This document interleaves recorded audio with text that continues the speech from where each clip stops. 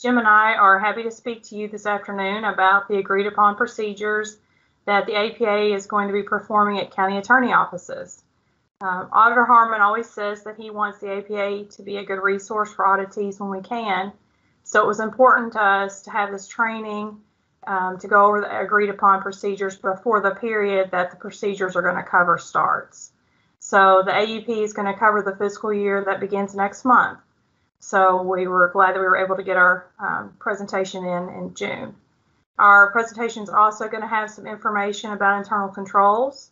And one of the internal controls that you've probably heard auditors speak about a lot is segregation of duties. So we've got some information about that in our training. As Jonathan mentioned, if you have any questions, we have some time at the end, but we're happy to take them during the presentation if you want to put them in the chat or raise your hand. Okay, so here's our agenda for today. As Jonathan mentioned, I'm going to start out going over what exactly is an AUP and go over some of the differences between an audit and an AUP. And then Jim's going to go over the AUP procedures, and then I'll wrap us up with some information on internal controls. So to get us started, you might be wondering, we use a lot of abbreviations, what AUP stands for. And so it stands for Agreed Upon Procedures. And this is a type of engagement where specific procedures are performed, and then the results of those procedures are reported. So how does an AUP work? During an AUP, an auditor looks at specific activity. So that means that an auditor performs specific procedures. And our office has been working with the County Attorneys Association over the last several months to come up with some procedures. And as I mentioned, Jim's going to go over those here in a little bit. But just to kind of give you an idea of how the process would work. So, the auditor's office has a work plan for when we can work in all our different engagements. So when we have an auditor that's close to being able to start on an AUP, our office sends out an engagement letter to the county attorney's office. And in that engagement letter, we'll have the terms of the engagement, and also has a list of the procedures. And so then the county attorney will sign the engagement letter, and that is you agreeing to the procedures, hence the agreed part of the AUP. And then the county attorney can either sign and mail the engagement letter back to our office, or you can just keep it and give it to the auditor when they arrive. So the auditor will contact the county attorney's office when they get closer to being able to come to your office, and they will discuss a start date with you. And then they will actually come to your office and obtain your records, look at those and ask you questions and perform the procedures. We estimate an auditor will be at a county attorney office for around a week. And then there'll be some internal review of the auditor's work, and the auditor will go over all the results of the procedures with you. And then there'll be some more APA review, and then a report will be issued that will state specifically, what procedure was performed and then the result of that procedure. And then, so keep in mind, I think one of the neat things about the AUP is, you're going to know what the procedures are. So it's kind of like knowing the questions that are on the test ahead of time. There's nothing that prevents you from going ahead and conducting all these procedures yourself. You'll be able to see exactly what we're going to see when we come to do it. So just kind of keep that in mind when Jim gets to his section. So here on this slide and the next slide, I've got some common AUP terms, and I just want to briefly go over this. The two that I really want to focus on are in the middle of the slide, the procedure and finding. But just starting out, the practitioner is the auditor, so that's going to be us, the APA. And then there's going to be a practitioner's report, so that's going to be our report. And then the procedure is going to be exactly what the auditor did. What action did the auditor take, or what steps did the auditor perform? For example, we might obtain a list of something, like a list of your bank accounts. Or we might document something, like document the amount of a change fund if your office has one. And so in your report, you're going to see a heading that says procedure, and then it'll have the exact wording of what action or step the auditor is going to perform. And then the next thing you'll see is another heading that says finding, and that again will clearly state the result of the step that the auditor performed. And so the finding can be either a positive or negative finding. For example, a positive finding would be no exceptions were found as a result of applying the procedure. That's a good thing. You know, the auditor conducted the procedure and they didn't find any problems. Or it could be that something was found, and so it could be something like the finding might say 2 operating disbursements didn't agree to supporting documentation. The subject matter is what the auditor is looking at, and then the specified parties are who's going to use the report. So in this case, it's going to be you all, the county attorneys. A couple other terms for you. The responsible party is the county attorney. That's because the county attorney is responsible for the information that the auditors are looking at. And then criteria, that's what is used to evaluate what the auditors are looking at. So for example, you know, what statute is covered. So I got a couple slides on going over what the differences are between an audit and AUP. So the biggest difference is in an audit, the auditor is giving an opinion on the financial statements. So during the audit, the auditor is conducting work to see if the financial statements are materially accurate. And in an AUP, you're not giving an opinion. The auditor isn't opining on anything. So the AUP is again just saying, just performing certain procedures and then reporting what was found when those procedures were performed. Since an audit gives an opinion, there's going to be more testing. You've got to do more audit procedures because you want to get a higher level of assurance. And auditing standards also require auditors to do some work on internal controls, and there's some risk assessment work, and then some other planning procedures. And again, for an AUP, you're sticking to the procedures that are outlined and just documenting what you find doing that.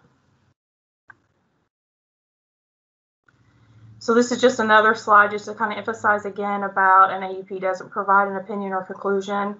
Sometimes we get a lot of questions about that. The AUP is just trying to report what was found during the engagement. So you might be interested in costs. We do AUPs for county clerks, sheriffs, some county clerks, sheriffs, and PVAs.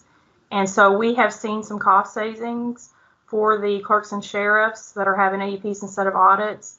Like I mentioned, AUPs typically cost less because there's less testing and procedures that you need to perform. As I said, like in an audit, you're giving an opinion, so you're going to have to take more time to do more work to get to that opinion.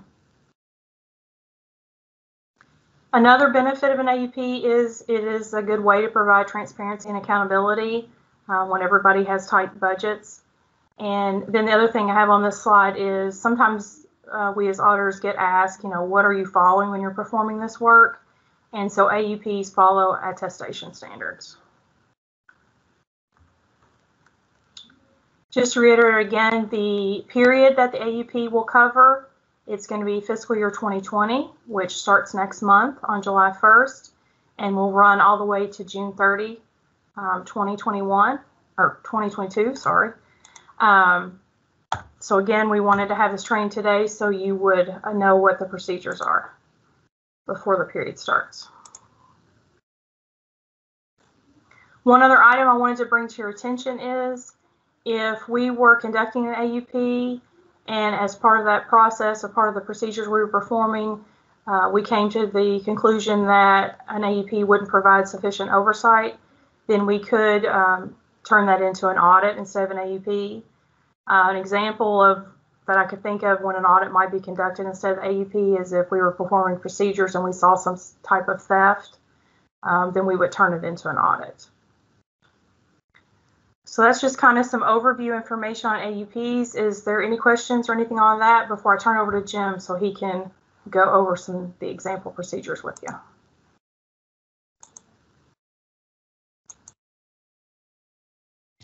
All right, I'll get started. And as Farrah said, if you have any questions, you can either raise your hand or put it in chat or save it till the end and we'll answer your questions then. As Farrah discussed, when we're doing an agreed on procedures, there is a set certain procedures that we do. So these following 12 or 13 procedures are the ones that we work with the County Attorney Association to come up with that will provide the biggest, most transparency, but still allow us to get the efficiency and get these done as fast as we can in order to get in there and get out and not have to spend as much time. As Farrah mentioned, one good thing about this is that you know the procedures, so you can pretty much do all these procedures yourself to make sure if there was any issues or not, and go ahead and do those right now on your current year to see if you would have any issues, and that way you can get those corrected next year before it's actual and agreed on procedures. So let's look at these procedures. So the first one, I'll kind of go over the procedure. I'll go over some of the records that we're going to see, and I may sometimes tell you about the type of findings that we may or may not have when we do these procedures. So the first one, we're going to obtain a list of bank accounts maintained by the county attorney that are applicable for that fiscal year. So pretty much what we're going to do is just ask you to compile a listing of all your bank accounts and give that to the auditor. So if you go ahead and already have that done before we get there, then this procedure is pretty much done. It doesn't take a lot of time. So our finding here, as Farrah mentioned, a finding would either be a favorable or unfavorable. We would just pretty much in our audit, in our report, would just list that the county attorney provided us the following listing of all bank accounts, and just list those bank accounts. Say, okay, you have a delinquent tax account, an operating account, a code check account. We would list all those bank accounts, not the numbers or anything, just the headings and the type of accounts that you have. So that way everybody knows which bank accounts that you have available. If you didn't provide us the list, then we would just say the county attorney did not provide us a list. I mean, like Farrah said, the finding is exactly what we find when we do that procedure. On the second procedure, we're going to determine if the county attorney has any petty cash funds or change fund, and document the amount of the county attorney's change fund. So if a change fund would be like if you have a cash register or change, that if you're taking cash that you have to make change in order to give the customers and taxpayers money back, do you have a change fund? Or a petty cash fund, it would be something if you are not for some reason depositing all funds and are using some cash to pay for minor office expenses. Those petty cash funds, you would have to have records on it when you replenish it, receipts for those expenditures, things like that. So we would look at to make sure that what type of records you keep on it, any type of ledgers, if you have a petty cash fund, all the expenditures out of it, any type of receipts and support for those expenditures. And then when you replenish it, how do you replenish it? Do you replenish it out of another fund? What's that money made up of? And if it's a change fund, how much do you actually have in a change fund? So let's move to the third procedure. Our third procedure is on receipts. So we're going to see how you are accounting for your receipts that you receive from in your office. So you get those receipts from county clerks, fiscal court, all different agencies. So wherever you're going to get this money from, we're going to make sure you're accounting for that properly. So for this procedure, we're going to agree your receipts total per deposit tickets, a receipts ledger, bank statements for each deposit on a randomly selected week. So we will pick a week and then make sure those deposits in the bank, everything agrees to a ledger, to a bank, checkout sheets, any receipts that you give. So the records we need would be all your bank statements, a receipts ledger. So this ledger would show you who gave you that money, what type of money it was, when you received it, how much. So that type of ledger. Receipt forms, if you're, KRSs usually say any public money should be documented by a receipt. Any type of daily checkout sheet or deposit tickets, how do you know how much you received for that day? Do you total it up? Do you keep those receipts? What's your procedures on your checkouts, and knowing how much receipts you have, because documenting receipts is important. So if someone came into your office today and said, how much, did you receive my money? Did you get this? I don't think you did. You didn't deposit it. You want to prove to all those taxpayers that yes, I got your money. I deposited the money. I accounted for it. I gave you a receipt. It's in the bank. So this procedure is for that type of transparency and to help protect you to make sure all receipts are accounted for. All right, number 4, we're going to confirm all payments made by the fiscal court to the county attorney's office. We're going to compare those recorded receipts to the confirmed payment amounts obtained from the fiscal court and deposited into the bank account. So in this procedure, what we're going to do is we're going to send a confirmation to the fiscal court and ask them to confirm how much they paid your office for any type of expenses or anything that you received. Then we're going to compare those receipts and that confirmation back to your ledgers, back to your bank statements, deposit tickets, things like that, to make sure you accounted for that. So pretty much if everything was okay, all things agreed, a finding here may say that no exceptions were found when we performed this procedure. If there was a problem, if we saw something wasn't deposited, then a finding could say, all the receipts were accounted for except for $1,000 that was not deposited or could not be found and deposited. We would again explain exactly what we found in that finding. So number 5 is on expenditures. So this is where we're going to test your expenditures from your office to make sure they are for allowable expenditures and things that are suitable for a county attorney's office. As you see, we're going to judgmentally select 15 operating disbursements from the county attorney's records and agree amounts paid to invoices or other supporting documentation and cancel checks. We're going to determine if the disbursements is for official business. And then if you have a credit card, we're going to inspect all credit card statements to determine if disbursements are for official business.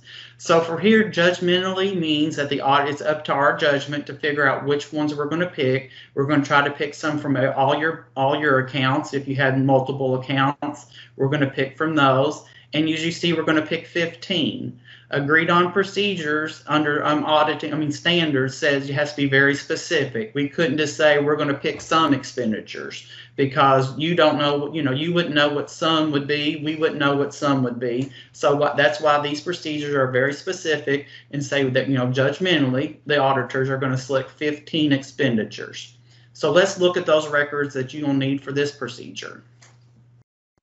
Under this procedure, we're going to need to look at your disbursements ledger because we need to kind of see the population. What are all the expenditures that you made out of all your bank accounts? We're going to see your bank statements, your canceled checks. It's best to get the front and back of the check because we do want to see the endorsement. So even if your bank statements don't have the back of the checks on it now, as long as the banks can provide us that, or you can get online and print those out when needed, that will be fine. We need to look at the original bill, invoice, or detailed receipt. So an invoice or a bill, that needs to be very specific. We need to see that invoice should be detailed. So like, for example, if you're on training and you have, overnight stays and you have to go out to eat at a restaurant and getting reimbursed for that receipt, something like that, we would need to look at the full receipt, not just the last receipt that shows the total and the tip amount. We would need to see that, okay, this is the invoice, there's no alcohol purchase, nothing like that. So you need to list out what you would have on that receipt. So we would need that detailed receipt. We also need to see there any type of contracts or agreements. So if we pulled an expenditure that was for a contract amount that you're making a monthly payment for something, for rent or for a copier, we would need to look at that contract to see that support. And then for your credit cards, we need to look at your credit card statement, but that credit card statement alone is not enough. We need to see that supporting documentation for the purchase. So we need to see the backup. So we need to see those invoices, detailed receipts, and things like that. So for example, if the credit card receipt said Walmart, that you spent $100 at Walmart, we wouldn't know by just looking at the credit card receipt what you bought at Walmart. So we would need to see, okay, here's the receipt, detailed receipt that says you bought copier paper, pens, pencils, things like that, office supplies. Because without that detailed receipt, we wouldn't know if someone bought their weekly groceries or, again, office supplies. That's why we need that actual receipt. All right, let's go ahead and move on to some more things about expenditures and disbursements. So when we're looking there for the official use of the office, This goes with Funk versus Milliken. There was a court case back in the 70s, I believe, that kind of pretty much told what, for fee officials and all officials, kind of tells you what an official business means. We use this criteria on all our other audits, on our county clerk and sheriff's audits. So, we're going to hold the county attorneys to the same thing, nothing more, nothing less. So it pretty much says in order to be allowable, it has to be necessary for the office. It has to, so that be something that you have to have, required for your office to do, necessary for you to function as a county attorney's office. It needs to be beneficial to the public and county. It can't be personal in nature. It needs to be reasonable in amount and content and properly supported. So if it meets these, then we would think, yes, this is an allowable expenditure.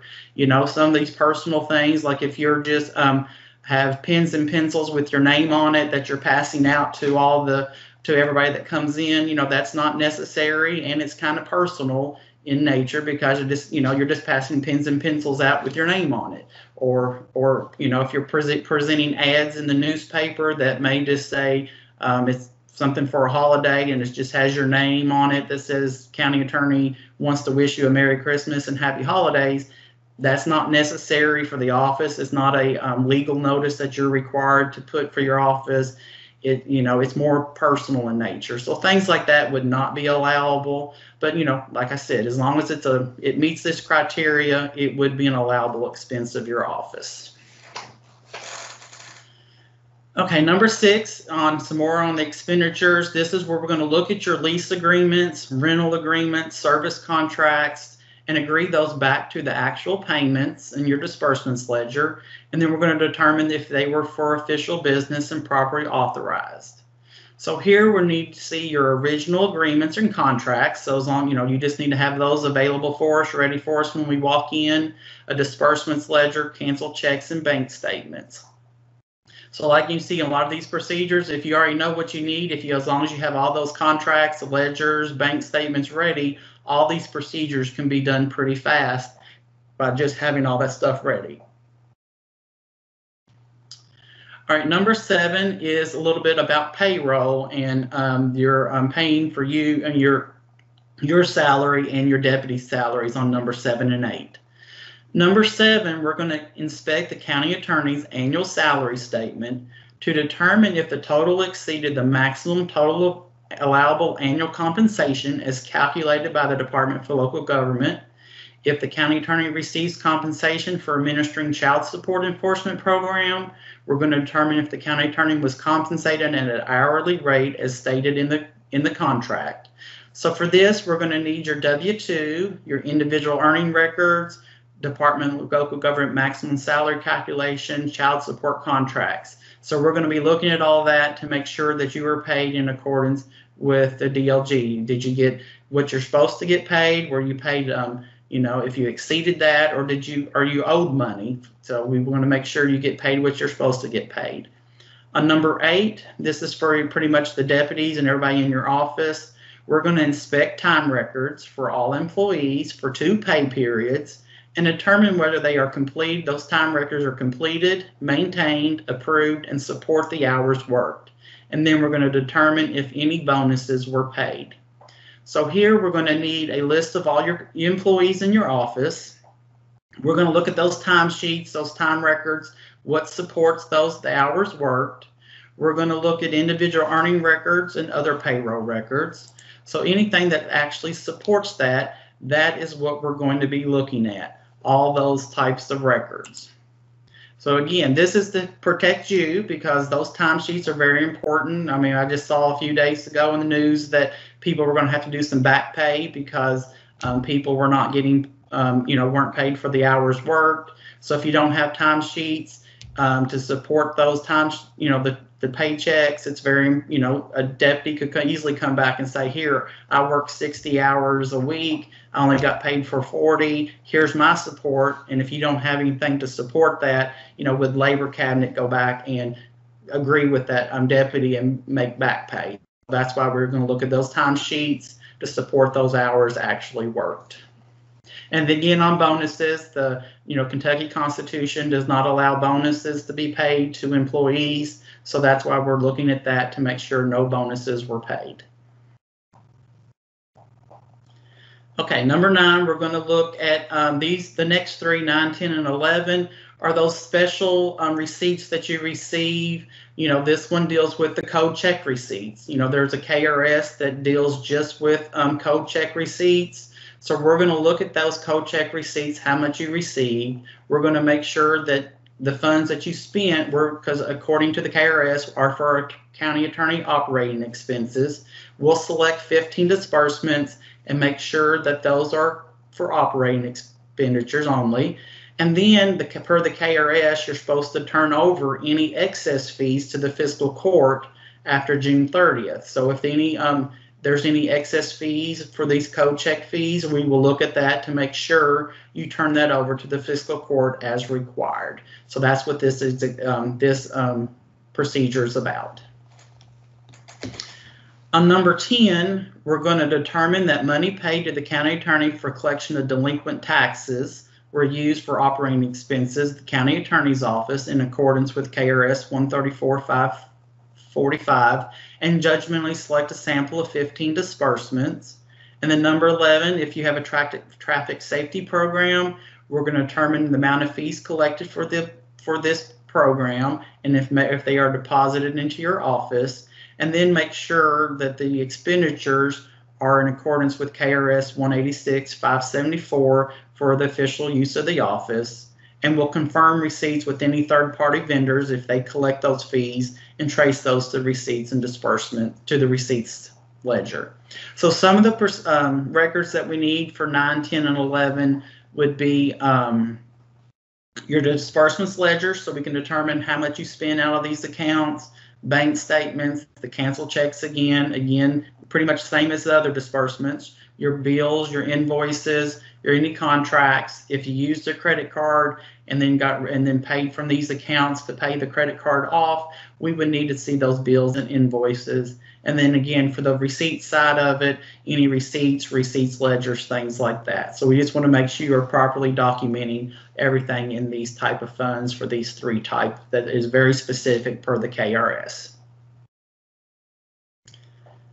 Okay, for the last 2, number 12 is if the county attorney has a KRS Chapter 218 asset forfeiture fund, we're going to determine if these funds were submitted to PAC in accordance with the KAR, and we're going to obtain an operating expense documentation and determine if the use of these funds were approved by PAC and was for law enforcement purposes. So we're going to look at, we're going to get a confirmation from PAC. We're going to look at bills, invoices, receipts. So anything that supports this type of funds, we will be looking at those records to make sure we get this procedure performed. And then the last procedure is we're going to determine if any cash balances were transferred from the former county attorney to a new county attorney if applicable. This usually happens in, the election years. If someone's retiring, if they were not reelected, we're going to make sure that the former county attorney transferred any funds to the new county attorney. So we would be looking at bank statements, bank reconciliations, canceled checks, anything that supports that you received what you were supposed to, or you gave the new attorney what they were supposed to get. So on the last things I'm going to talk about a little bit is about the findings. As Farrah stated, that every procedure will have a finding. So a lot of times in county clerks and sheriff's and actual audits, people say, well, I have a finding, and they think, that's bad news, that no one wants a finding in their audit report. But agreed on procedures, every procedure has a finding. So it tells, like Farrah said, you're going to see that it says procedure, finding, procedure, finding. So if we have 13 procedures, there will be 13 findings. Those findings are, again, exactly what we found when we perform that procedure. They can be favorable or unfavorable. So let's look at one of the findings that we have normally, like on a PVA audit on the next slide. So this one says, like on a PVA, this one kind of very similar to what we're doing here on the county attorneys. The PVA's procedure said that we were going to judgmentally select 15 disbursements from the PVA's records, agree them to the receipts and disbursements records, and determine if they were for officials, business, and inspect all credit card statements. Our finding here says no exceptions were found as a result of applying this procedure. So pretty much everything worked out great. There was no exceptions. When we did this procedure, everything was good. If something was wrong, we could have said, of the 15 disbursements that we looked at, 2 expenditures did not have supporting documentation, or 2 expenditures were not for official business, that they were for bonuses or something that wasn't allowable. So we would explain exactly what we found in that finding. So I see we have some questions, maybe fair, and we can look at these to see what we can answer now. So let's see. So the first one says, we do not have a petty cash fund. I use my own money to put in cash drawer to make change for people when they pay property taxes in cash. Is this not permissible? Well, a lot of times in like clerks and sheriff's offices, if they use their personal funds to start up that petty cash fund, to that like a change fund, you would want that documented somehow to say, yes, I put $50 of my own money in this account to start off, because when you leave, you'd want to get that $50 back. So a change fund would be that every day that you check out, that we know that there's $50 in there to start. So if someone came in and paid their property taxes in cash and it was $1,000, at the end of the day, you should have $1,050 in your drawer to say, okay, 1,000 was property taxes, 50 was change fund. So that way, when you make your deposit, you're depositing the $1,000, the $50 stays in there. So that way, it helps us when we come in to know that you have $50 in that change fund. So if we did a cash count and said, let's see how much money is in your cash drawer, we would count up that one day and say there's $1,050. And know that 1,000 was this and 50 was that. So it's just as long as you document it somewhere, it's like, again, keep good documentation if you used your own money. That way, when you do leave office, you would be able to say that $50 was mine. So if you had a check, how did you do that? If you write a letter, something to document that. The next question, can the county attorney hire a CPA to perform the AUP engagement? Right now, we are doing all these procedures. We're not going to do all 120 of you all every year. And we have the right of first refusal. So we would want, eventually, maybe, and I can let Farah talk to that about that question too. I was going to say exactly what you did, Jim. We've been working with the County Attorney Association, and part of this is to get some more transparency and a better understanding of county attorney offices. So, yeah, at this time, we're wanting to do the AUPs ourselves. And like Jim said, we're hoping, starting this next fiscal year and the fiscal year after, to try to get to every one of, your all's offices. Yes. Okay. The next question is that it's been on their understanding that timesheets were unnecessary for assistance because they fall under an exemption. A lot of times we see there's a difference. People think, salary versus non-salary, exempt versus non-exempt. The KRS usually says, there is a KRS that says all employees of the office should have record of their time kept. It's good documentation for control over for like retirement to ensure those people are working 100 hours.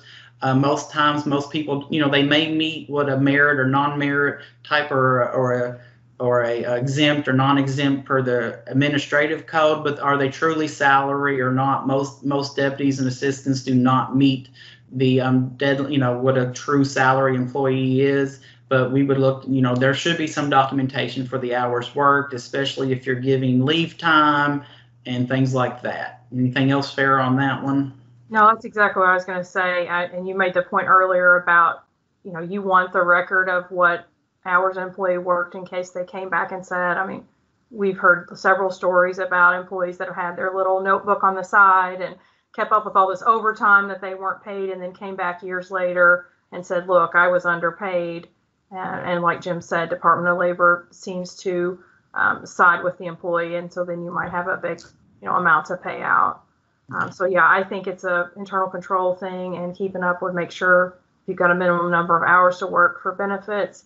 And then there is a KRS, I can't remember it right off, I want to say like 3 300 and something that talks about documenting hours worked each day that I think would apply to you all as well. The next question, how much should we expect your fees to be? Normally when we do a full audit, those full audits on sheriffs and clerks average 10 to 12,000, but the AUPs for clerk and sheriff, they have been about 2,000 to 3,300. So if we were in there about a week, we would expect about $3,000, and we would try to use, like I said, if you have everything in order, all your bank statements, all your checks ready for us to walk in and hand us that, we can get those through those procedures a lot faster. Since we haven't done the procedures on your office yet, we just have to see. But we planned it to be no more than a week. We don't want any more than a week's worth of work, which would be around $3,000. We were thinking. Can the detailed stub in a checkbook constitute disbursements ledger, or does this need to be a separate ledger? Same thing on deposit ledgers. A check register is really not a disbursements in the receipts ledger. A check register just pretty much says I made a deposit this day or I wrote a check. A ledger kind of tells you what category it is. So it's more of a, you can use Excel and things like that. It would pretty much tell you where that receipt came from, where that expenditure was made, what category. Is it personnel? Is it office supplies? Is it training? What type of category? Because this would help support, to a financial statement. So if you were going to, eventually prepare a financial statement for your office, then you could say, these are my receipts I received. And these are the categories. If you got fiscal courts, child support, property tax receipts, and then the expenditures, you would be able to say this was personnel, this was office supplies, this was training. So that's what a ledger should be. It should show you the date, the payee, the amount, and then which category it goes in. So something like an Excel spreadsheet would be perfectly fine.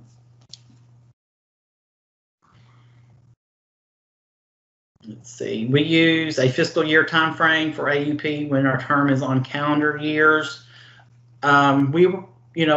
This is on a fiscal year basis. I mean, AUPs can be done at any time. I mean, we could do a 1 month AU. We're saying that we're going to do period that's going for a fiscal year period. That's what we're going to do. Jim, I hate to interrupt, but if we're going to keep them on the schedule and just go an hour, I think we'll have to cut the questions here, let Farrah get into internal controls, and if there's time at the end, we'll try to address as many of the other questions as we can. Okay, sounds good, Jonathan. I put, before I transition into internal control, I put the KRS that I was thinking of. John helped me find it and texted it, that talks about the records to keep by the employer, and it's 337.320. Okay, so let me see where we are. So I wanted to go over a little bit about internal controls. So we're shifting gears here a little bit.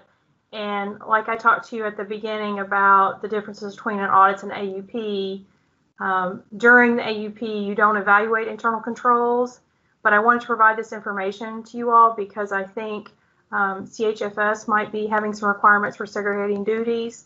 So I wanted you to have that when you're thinking about the processes that you have in your office and evaluating how your office is currently operating. So I wanted to start out talking to you a little bit about why internal controls are important. They're in place to help you reduce the likelihood of errors or fraud. They're also to provide efficient and effective operations. You want to have, they help you have reliable management reporting, compliance with laws, and also protection of your assets, which would include your organizational reputation. And then just a little bit more information about why auditors look at internal controls when they're conducting audits. And in the auditing standards, an auditor is required to gain an understanding of how an auditee operates so that they can appropriately plan their audit procedures. And then there's also a requirement for the auditor to report any internal control problems to management. So that's why, when you have an audit, I know some of you out there already have audits, that's why the auditors are looking at your internal controls. Everyone in the organization has a responsibility for internal control, but it starts with you, it starts with management. Auditors can provide recommendations for internal controls, but as management, you're setting the standards for your office to follow. And so I want you to keep that in mind when you're communicating your tolerance for fraud and reinforce that in both your words and actions. You want to have a well-designed internal control system, an organizational structure and philosophy, which you're nurturing and rewarding integrity and ethical behavior and competence. Ideally, you want to periodically assess your organization risks to see if you need to make any tweaks in your processes, internal controls. You want to have policies and procedures and practices that are going to mitigate your risks to an acceptable level, and you want to have good communication information sharing. And it's an ongoing monitoring of effectiveness. You don't just do it one time and then never do it again.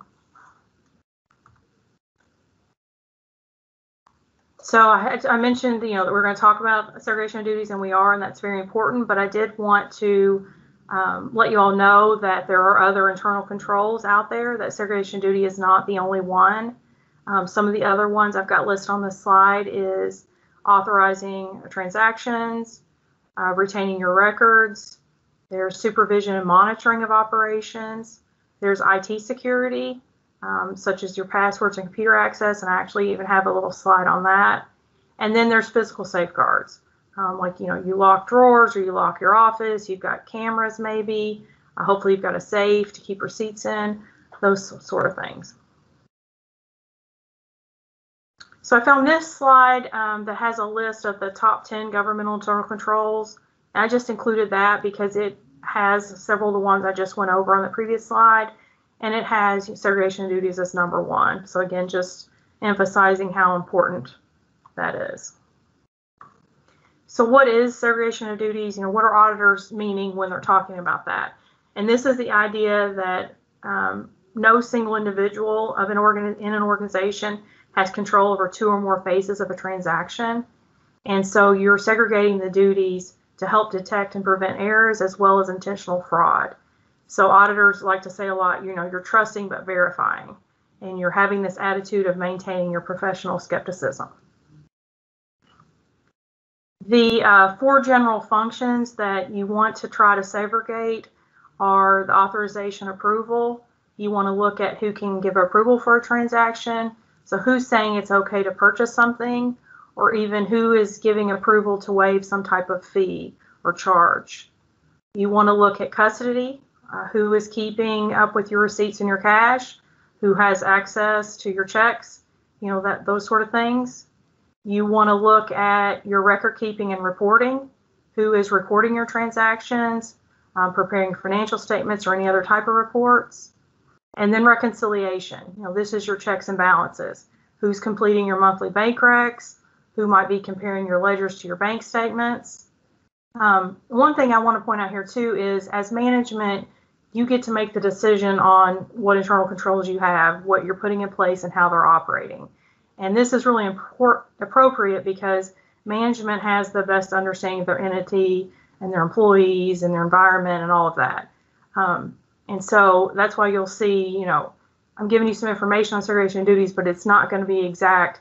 You need to do A, B, C, and D, because I can only recommend as an auditor. I'm not management to make the final decision, is one thing. And the second thing is you get to accept some sort of the risk of what procedures that you put in place. My personal opinion is you've got a couple big risks out there. One being your risk of the cash or receipts that your office takes in. Your risk there is making sure that all of that is deposited and recorded properly.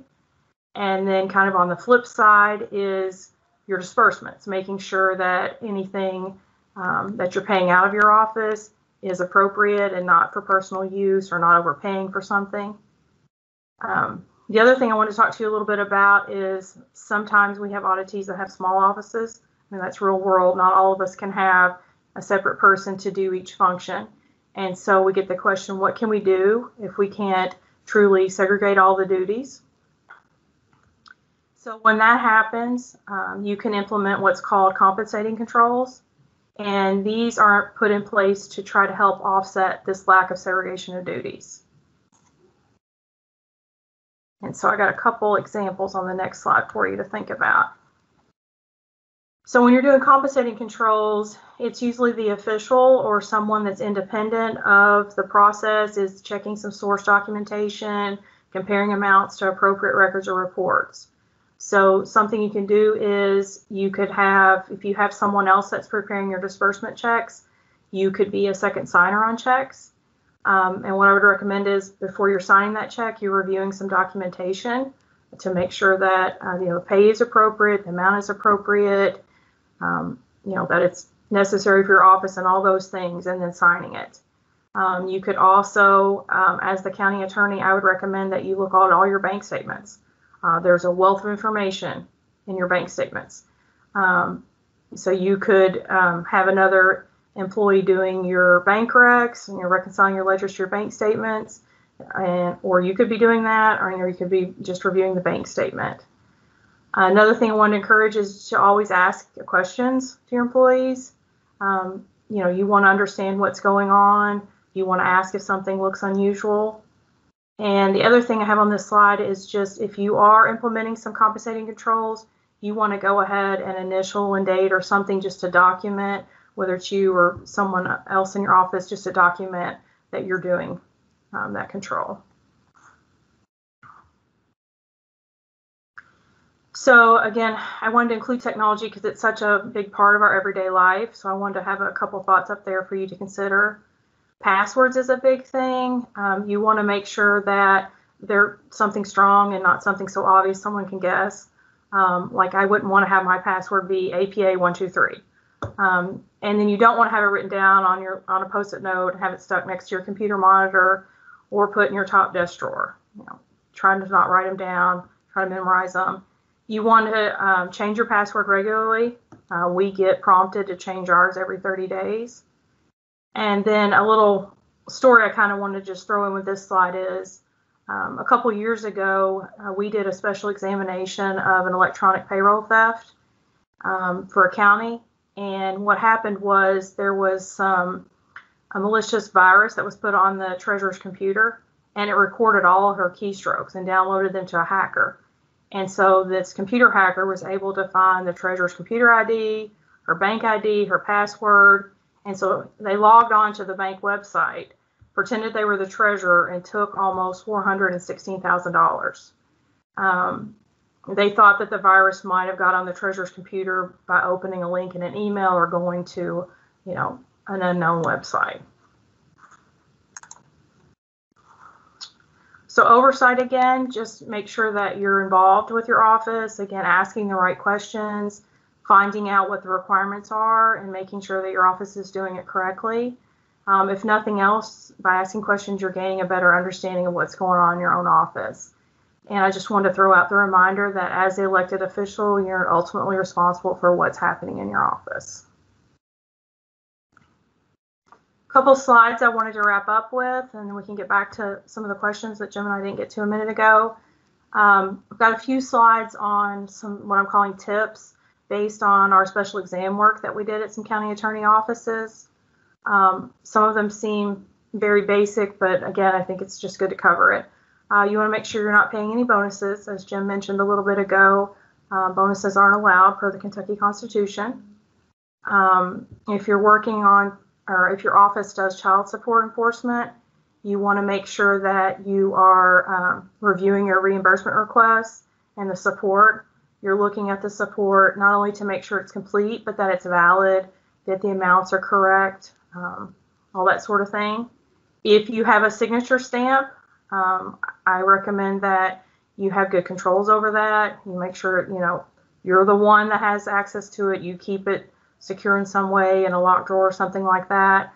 Again, the importance of this is just making sure that someone isn't using it to sign things for you that you are not authorizing or wanting signed.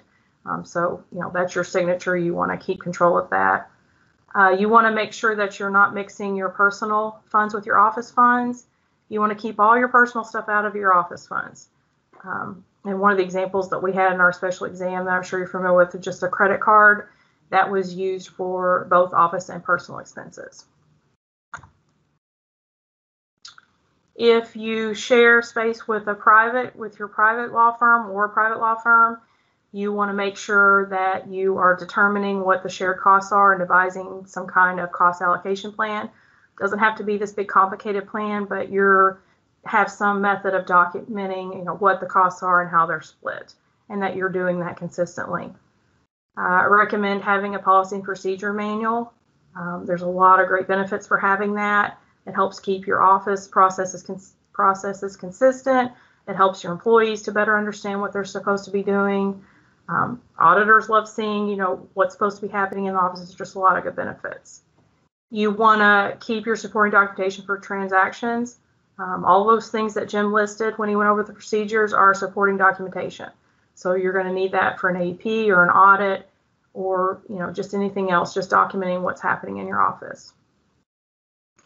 We talked a little bit about internal control. So I recommend that you review your office processes and look at your internal control system.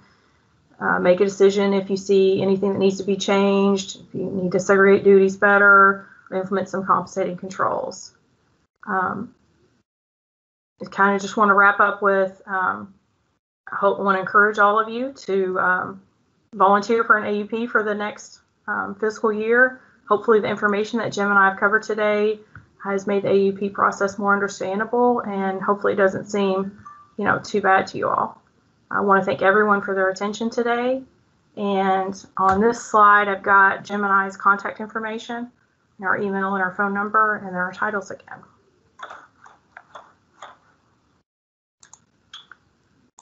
So with that, that's all of our presentation. We can try to go back, Jim, and see where we are on questions. Okay. The last question I didn't answer is the AUP engagement, and does it have to be done every year?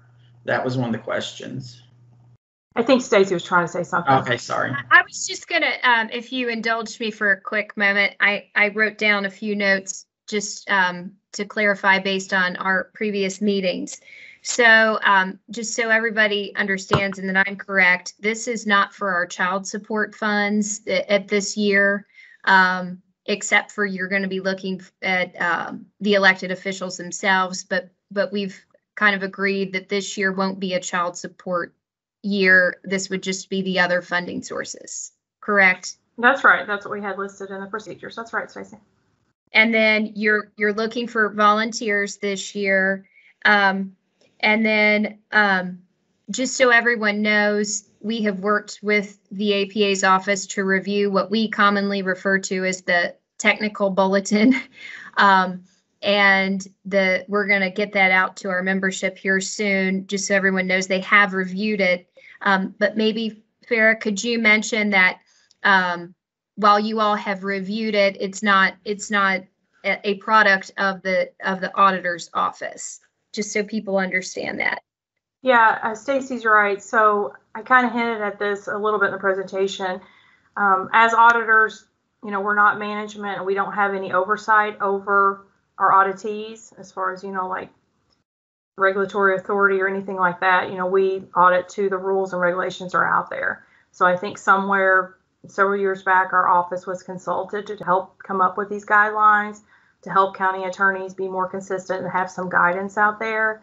But it's not anything that, that we have the authority to create for you all.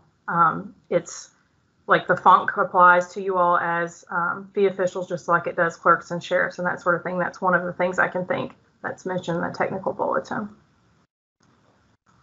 But we did have an opportunity to have the auditor's office review it and give us feedback. So.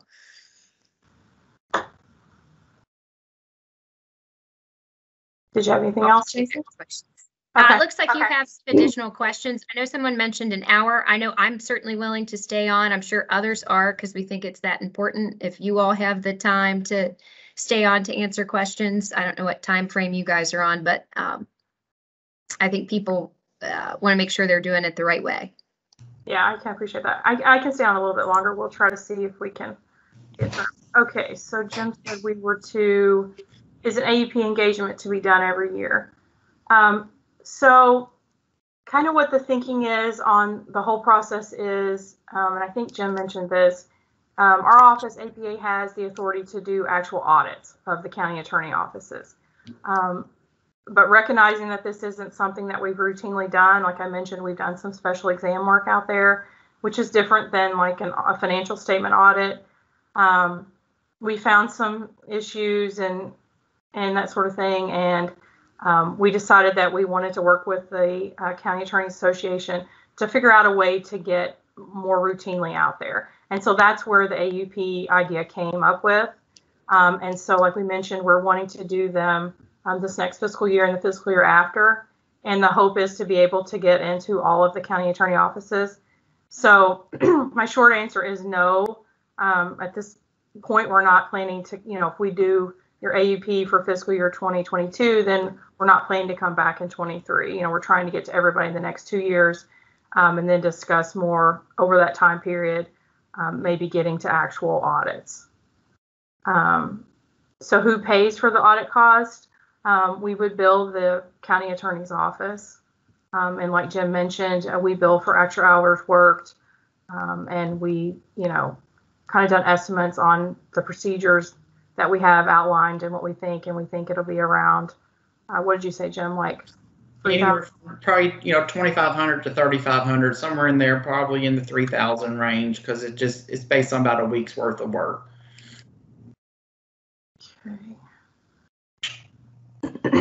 The next one has to do with more timesheets. We'll have to discuss that some. Yes, some people might be exempt, some people's not in the office. And like county attorney yourself, as county attorney, you're elected official, you wouldn't have a timesheet, but we would have to look at, each individual. And we'll discuss that further with John and Sarah Beth in the office to make sure, before we, do the procedures, we know exactly which ones are supposed to have timesheets, because you have a variety of type of people in your office, from us actual, assistant county attorneys to administrative staff to different type of staff. So we would have to look at each individual and their timesheet needs. But a lot of this stuff is just for internal controls too. It's best practices to have timesheets when necessary. But we'll get an answer to that and get that back to you all as a group. Okay. Looks like the next one's about the timesheets too.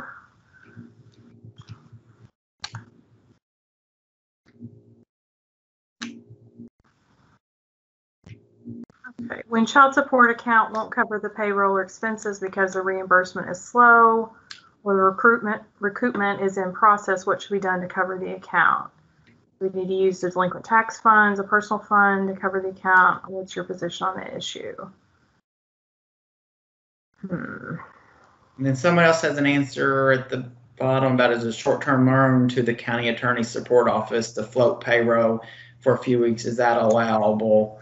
And someone else says, they've paid over $6,000 to the child support. So we would have to kind of look into this a little bit and get back to you on the answers on that one. But the answer, I would say, hopefully has to be yes, because we all, and I think some child support folks are actually on the training because the reimbursement is slow.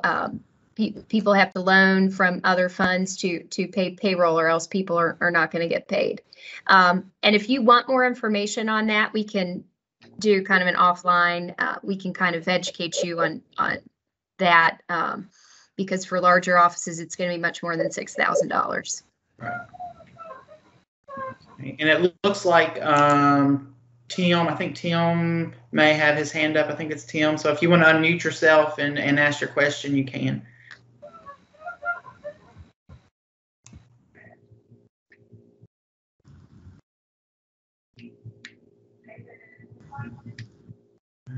I can't hear you, Tim. Can you all hear him? I see he's unmuted, but I can't hear him.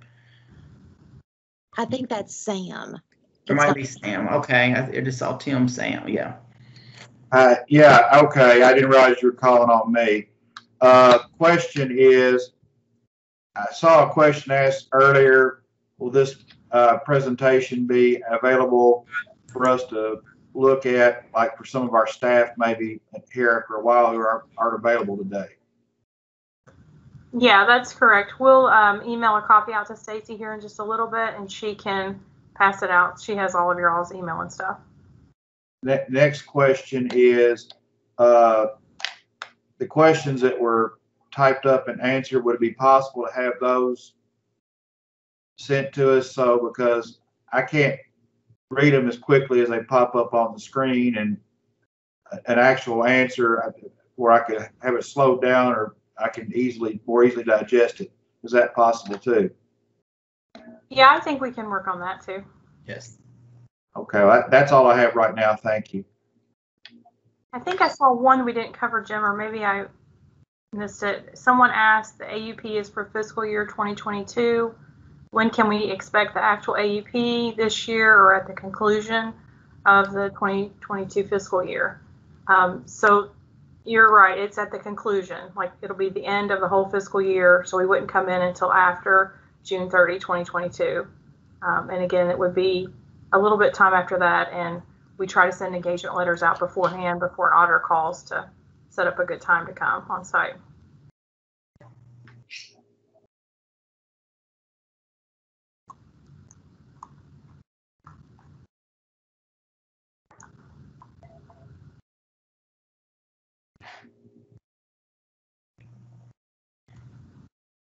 I think that's most of the questions. I think there might be one more question, Fair, about, again, can an external CPA firm perform the AUP procedures?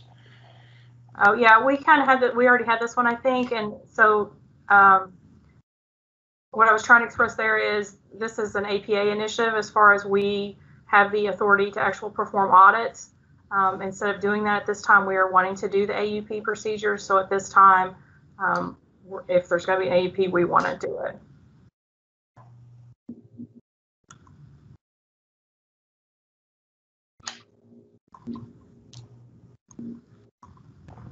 Think of anything else, Stacy?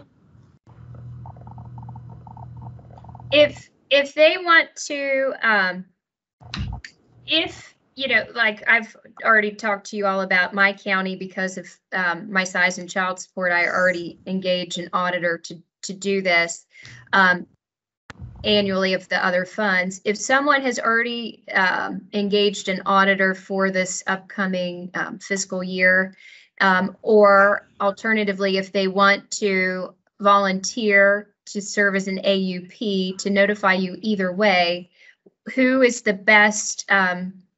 Is it best that we collect that and provide that to you, or should they contact you, Farah? What would you like? And what's the drop deadline for volunteering, and what's your threshold amount that you want to meet, and if you don't meet, you'll start volunteering for them?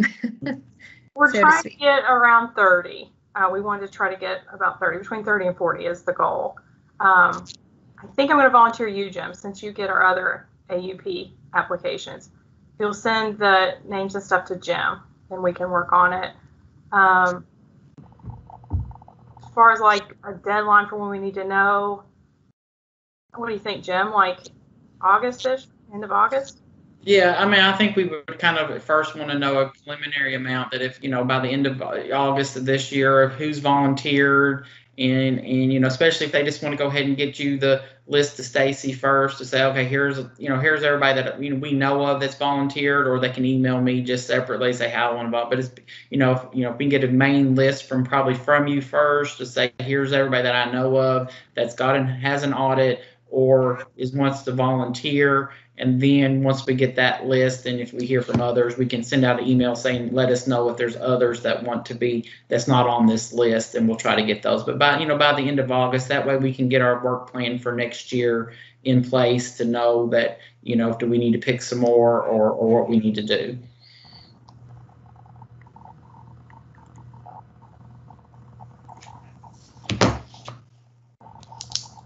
And someone had asked to clarify, you're doing this so everybody knows what the quote unquote rules are as they start out this upcoming fiscal year, July 1. You would not be doing the review, the AUP, until next July. That would be looking back at this year that we're about to enter into. You're exactly right. Yeah. We always audit the period that's passed, or look at AUP procedures the period passed. So you're exactly right. Yeah, the so earliest. Yeah.